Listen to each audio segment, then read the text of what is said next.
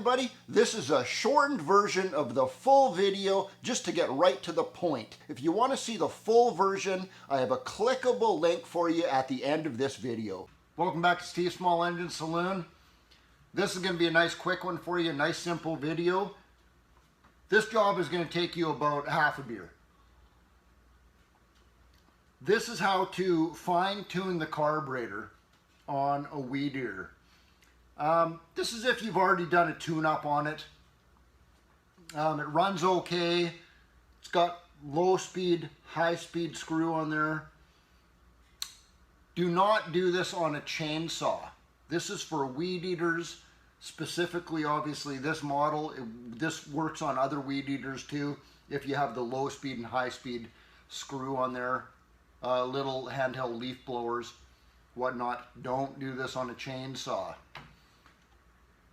Now I took the air filter cover off, the air filter housing off, and put those nuts back on there to hold the carburetor back on, just so I can get my camera in there a little bit tighter, so I can show you actually what I'm doing in there.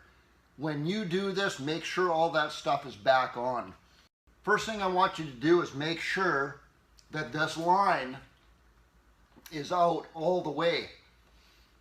You don't want little tiny lines coming out of your Weedeater like this. Changes the load on your engine. You want to bump that line out so it's right down at the cutter, right down so it's as long as that line can go. Next thing I want you to do, get those limiter caps off of there.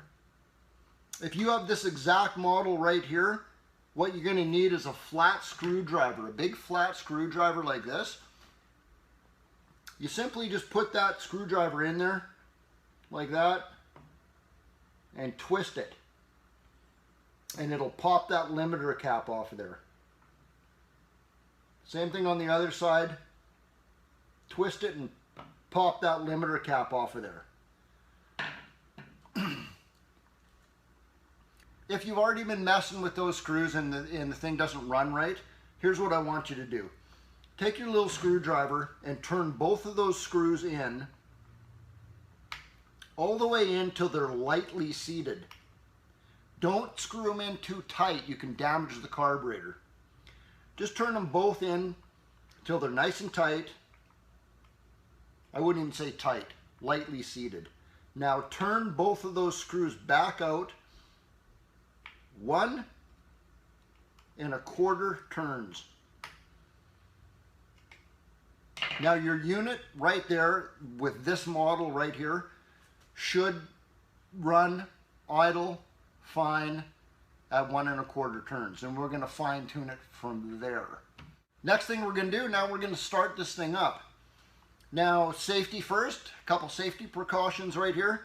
I have a 3-bay shop. I have all 3 of my doors open. I have 2 huge windows on this side of the shop. I got a fan blowing through. I have better ventilation in this shop than I do outside right now. Don't start this thing in an enclosed area. Take it outside to do this. Put some earmuffs on to do this. It's not going to hinder you from hearing what I'm going to show you. You'll still be able to hear the difference in what I'm about to show you with earmuffs on. Now we're going to do the high-speed screw first.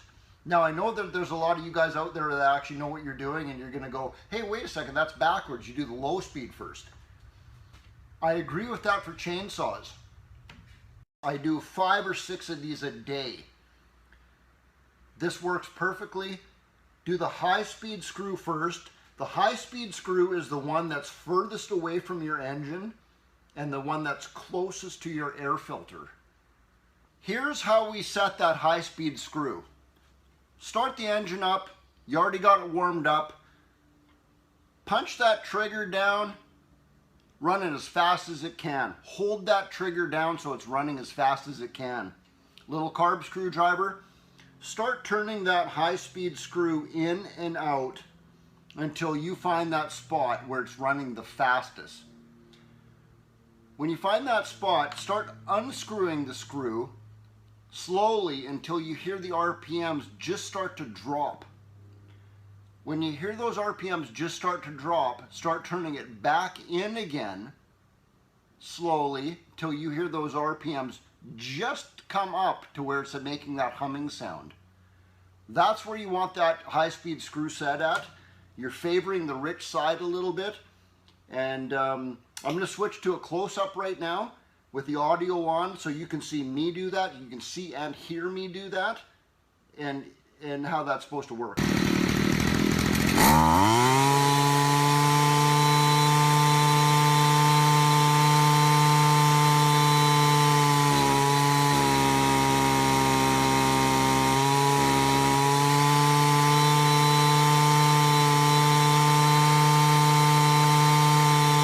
So here's how we do the low speed screw. Similar to the high speed screw, except we're not punching that trigger down. We're just letting it idle. If it doesn't idle, turn your idle screw in until it does idle. Keep on going in and in and in until it is idling. If your line head is turning, don't worry about that right now. Just don't pull that trigger. Let it idle even if it's idling a little fast.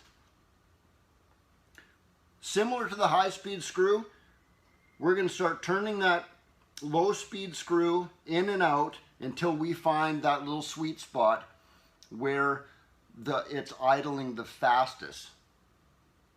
Now start turning that low-speed screw out very slowly until you hear those RPMs just start to drop. Now leave it there. Not like the high-speed screw. Don't turn it back in. You want that low-speed screw turned out to where that RPM is just starting to drop. That's perfect. Favoring it on the rich side a little bit. You're going to have great acceleration when you actually punch that trigger. It's going to come right up to RPM. That's where you want that.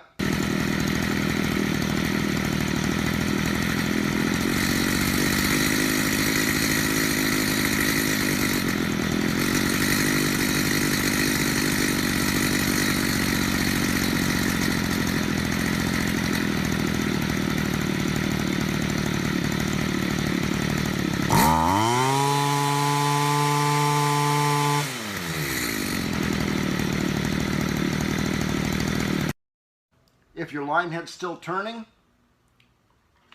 just unscrew that idle screw until the clutch just stops engagement. You want it running, fast enough, but so your line head's not still turning.